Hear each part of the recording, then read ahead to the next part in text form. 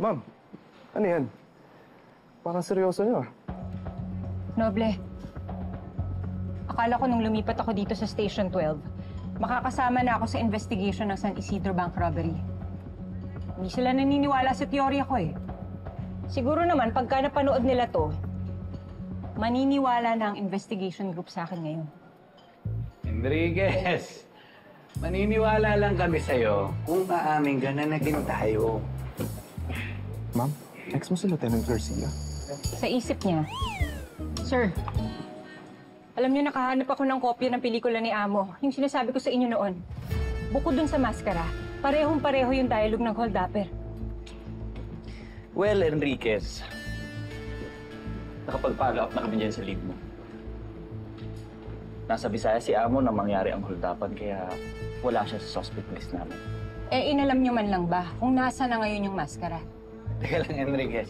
Kami pa tinuturoan mo kung paano namin gawin yung trabaho namin. Paano kapag naging tayo ulit? Ano, ikaw na lang magdidesisyon lahat? Kung saan papasok yung bata, anong kulay ng rep? Aandarin mo na naman ba ako? Nagtatanong lang ako, sir. Well, Sargento, hindi ka part ng investigation group para magtanong. Pero, kung gusto mong maging girlfriend ng leader ng investigation group, eh pwede naman natin pag-usapan. Thank you na lang, sir.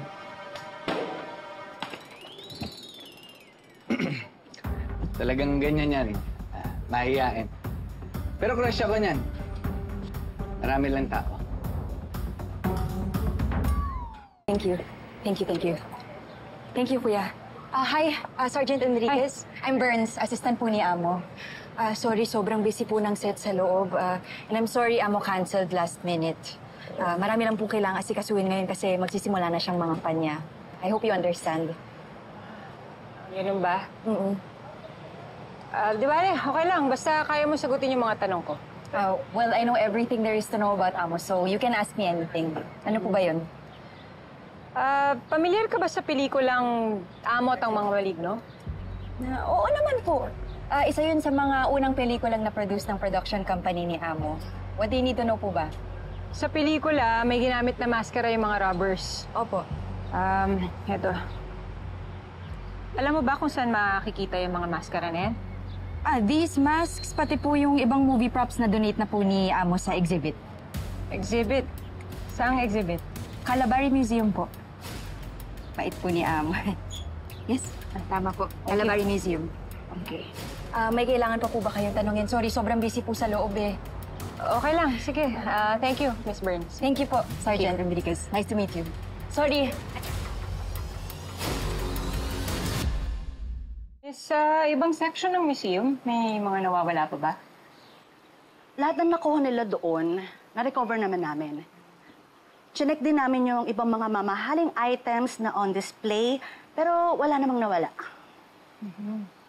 Eh, yung mga maskara ho ni Amo? Anong maskara? Ito.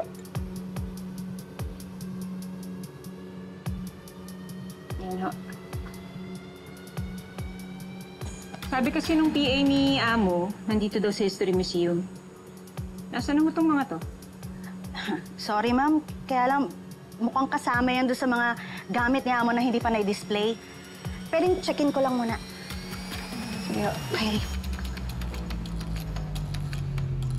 At tantanan mo na ako kung ayaw mo mapahamak. Alam ko na yan. Sige na. Naman. Salamat, ha. Busy. Ulit? Sagutin mo na yung boyfriend mo, baka magtampo. Mo, hindi ko naman po ito boyfriend. Ito po yung pulis na binanggit ko sa inyo. Kanina pa tawag ng tawag eh. Yan ba yung nagtatanong tungkol sa props ng pelikula ko? Yes, Amo. Bulit talaga. Pulis pala yun, ba't hindi mo sagutin? Kasi naman, Amo, ang dami niya pong tanong. Then when I ask kung ano yung kailangan niyang i-investigate, ayaw niya naman pong sabihin sa akin. Di iniisip ko ngayon, baka hindi naman totoong pulis. Or she's just not in the position to tell you anything. Mabuti pa, pag tumawag uli, sagutin mo at ako nakakausap. Amo,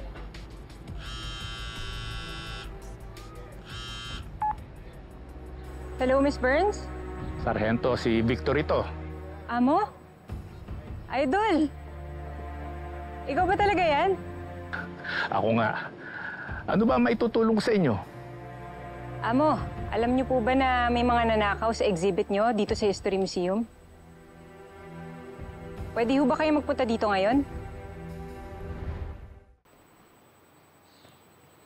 Sergeant Enriquez? Amo? May dumi ba ako sa mukha? Ay, hindi ho. Pasensya na, Amo. Hindi lang ako makapaniwala na kaharap ko kayo ngayon. Bata pa lang kasi ako, idol ko na kayo eh.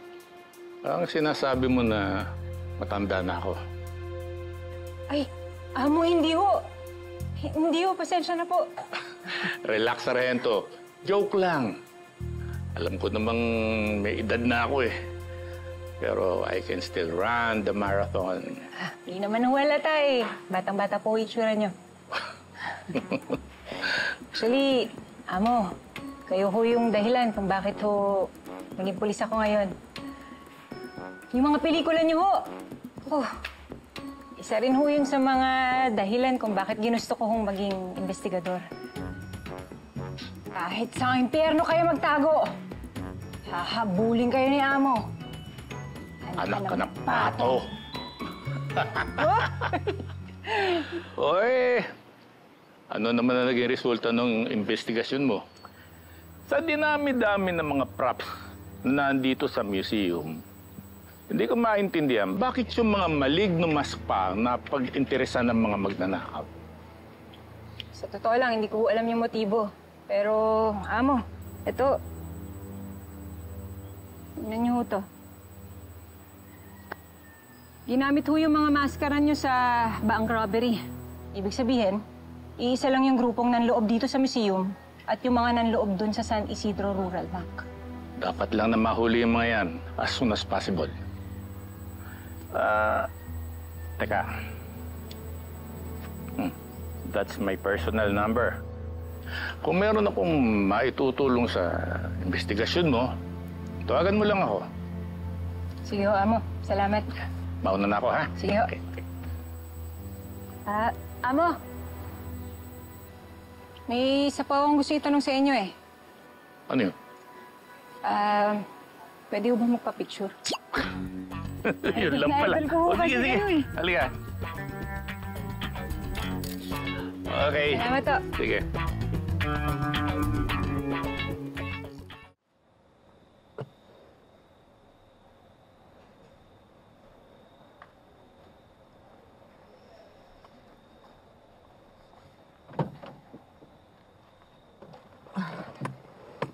Oh, Sarge. Ano yan? Calling card ni Amo. Bait pala nun sa personal.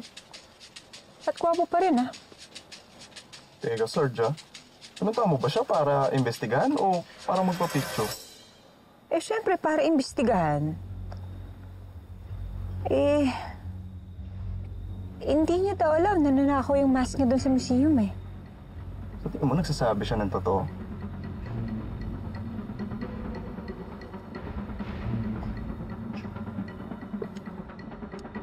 Tara na nga.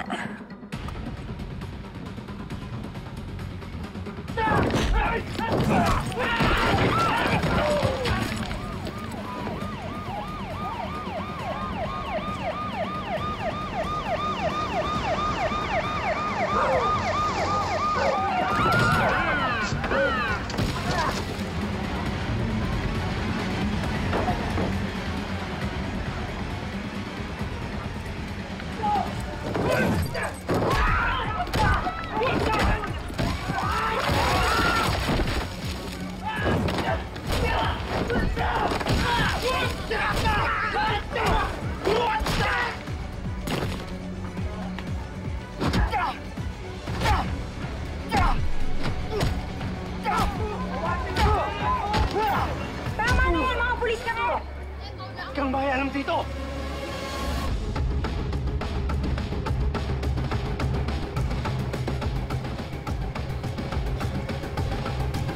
Lieutenant Conde? na pagsisisihan mo, Lieutenant Conde. Hindi mo naiintindihan, Sargento. Order job ako dito! Sinabi ni Chief na hindi ka ba nagre-report for duty? Ayaw mo maniwala? Tara sa station, kausapin natin si Chief! Talagang dadalhin kita doon. Doon ka magpaliwanag sa presinto. Sargento. Hindi natin kailangan gawin to. Ikaw mo yan!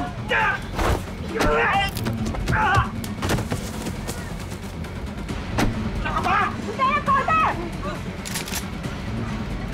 Tama na yan! Aarestuhin kita!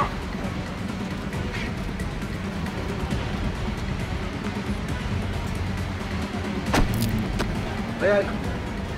Wala na akong armas. Hindi mo na ako pwede arrestuhin. Noble! Pasasa mo!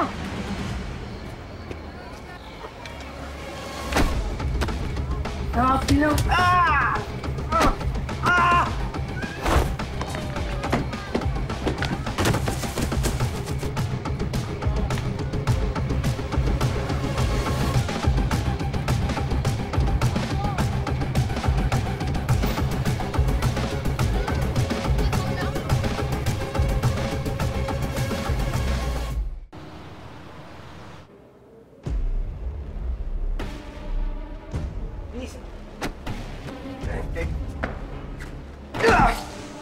Alam mo bang pwesto ko yung hinigaan mo? Ha? Hindi ko nga alam kung paano ako napunta riyan eh. Tsaka pulis ako! Pulis ka? Pulis ka. Pulis ka pala, ha? Sabi ko na eh. Naalala ko yung pagmumukha na ito eh. Di ba ikaw yung pulis na humuli sa amin ng isang buwan? Magbayad ka ngayon. Ako ng gulo! Huh? Oh, ayaw daw niya ng gulo. Sir. Tigil niyo na yan. Sir. Ay, Bok, pasensya na. Pinadarag lang kita sa mga to. Para masubukan ko lang kung matapang ka pa rin. Huwag ka matakot. Kaso lang nito mga nagnakaw ng aratilis. Bok, palabasin mo ako rito.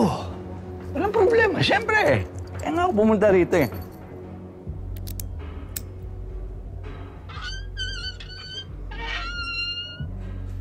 Ka na dyan. Takot. Sir, yung pangako mo sa amin, ha? Pagkain.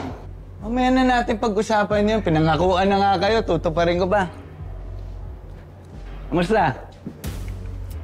Bok, medyo kaamoy mo na yung likod ng relo, ah. No? Sigurado ka bang kaya mo na sa serbisyo? Baka naman kinakalawang ka na. Conde, tawagan ni Chief. Ayun. Okay. Lock.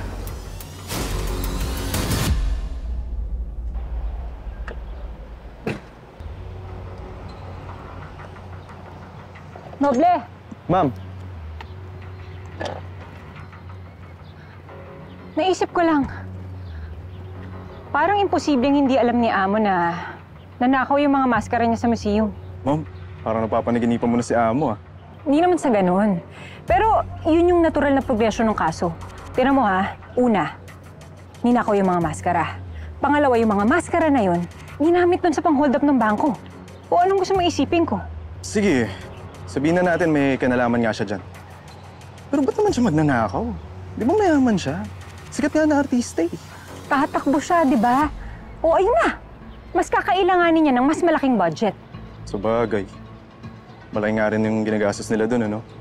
Tapos, pagkaupo, tsaka nila babawiin. Kailangan ko makausap si Chief. Tara, Ay! Sige, ma'am. tara, tara.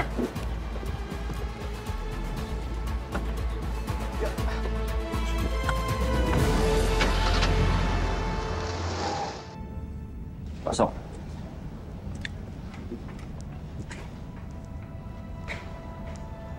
Sir?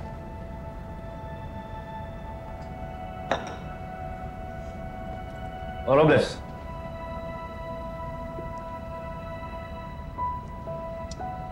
Sige lang. Sir.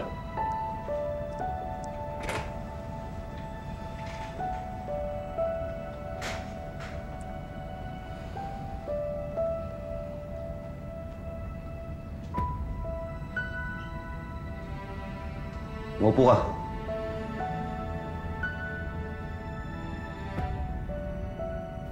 Apat na beses ka na nakulong, Konde. Simula nung suspend ka. Sir, iba to, sir. Pakinggan niyo muna ako. Sige, ipaliwanag mo. Meron akong sinusundan na lead dun sa San Isidro Bank Robbery. Sinasabi mo? Nag-iimbestiga ka sa San Isidro Bank Robbery? Sala akong maigay nakukuha akong intel dun sa informant ko. At may informant ka pa ngayon! Saan mo naman pulot yan? Ha? Hindi ko pwedeng sabihin, sir. Alam mo, Tonyo, hindi ko na alam kung anong gagawin ko sa'yo. Baka nakakalimutan mo. Suspendido ka. Walang galang na ho, sir. Pero pulis ako na namatayan ng pamilya. Ano gusto niyo gawin ko? Magantay sa inyo?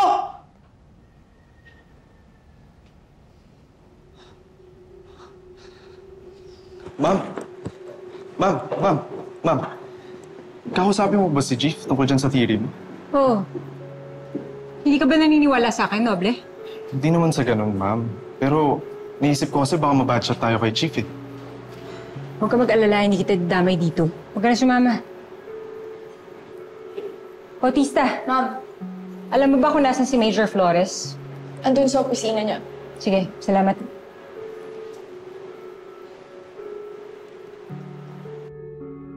Alam mo, Tonyo, ako mismo, naiintindihan ko ang nararamdaman mo.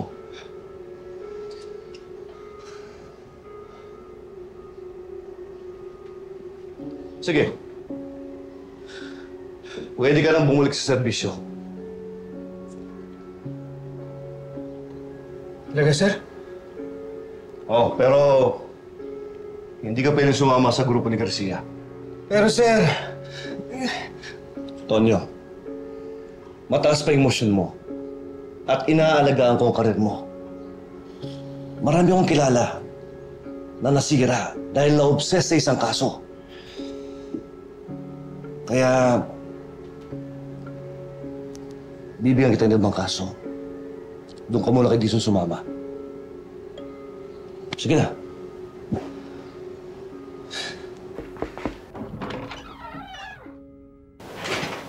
Sir.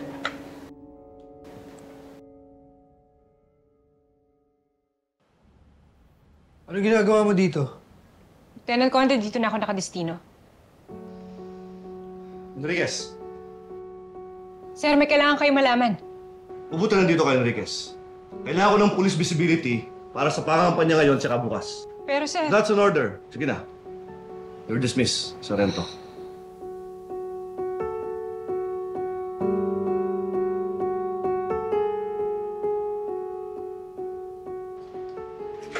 Sige na, Konde. Ayusin mo sarili mo para kay Lara.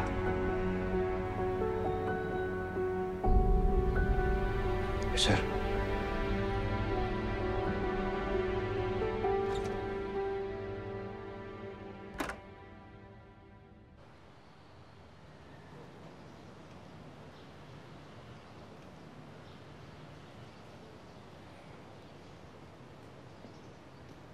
Lieutenant Conde.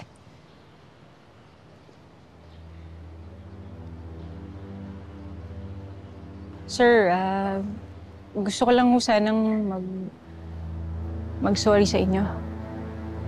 Sorry? Para saan? Sorry kasi... kung hindi dahil sa akin, hindi siguro, ma'am. Buhay pa siguro yung girlfriend niyo.